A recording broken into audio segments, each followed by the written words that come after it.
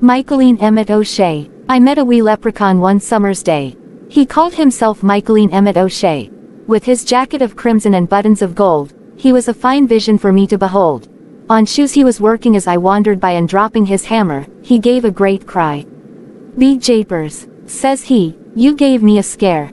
Tell me, how long have you been standing there?" "Not long," said I, hardly believing my eyes.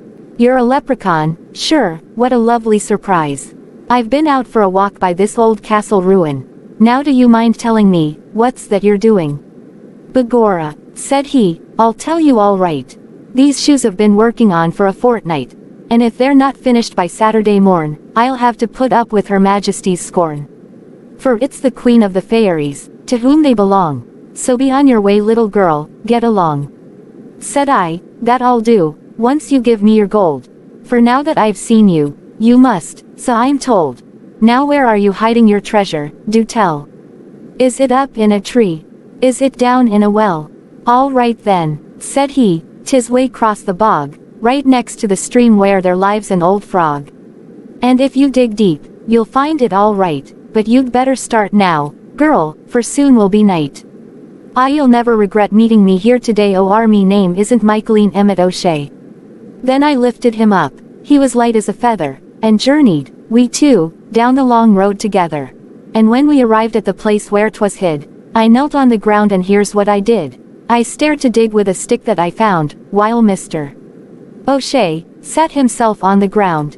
But then his first trick he decided to pull. "Look out," shouted he, "'tis a wild charging bull." But his prank didn't work, for my eyes wouldn't stray. No, you'll not get the better of me here today. For I had recalled what my dad had once said, one night as he nestled me into my bed. "If a leprechaun you should encounter by chance, don't look away from him, hold firm your glance. And if you should manage to not wince or cowardice, then that you'll have him firm in your power." Then Micheleen said, "Look, your house is on fire."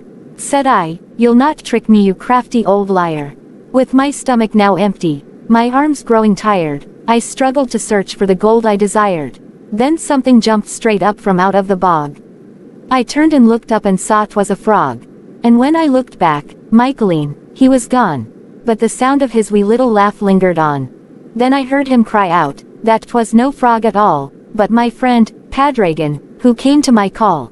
"Yet you'll still ne'er regret meeting me here today, or me name isn't Micheleen Emmett O'Shea." Then away down the road the pair of them went, and with tears in my eyes, near a half hour I spent. As I wiped my eyes dry, feeling sad as could be, I saw a girl standing there smiling at me. "Hello there," said she. "I'm a new girl in town, and I can't help but notice you look very down. My name is Sinead Finuala O'Brien. If you don't mind me asking ya, why are you crying?" "Oh, you'll never believe what just happened back there.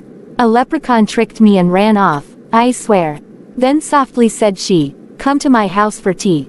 A nice chat will make you feel better, you'll see." Said I, "You're so kind. My name is Katie Malone, and I'd give anything for some tea and a scone." And from that day forward, a great friendship grew.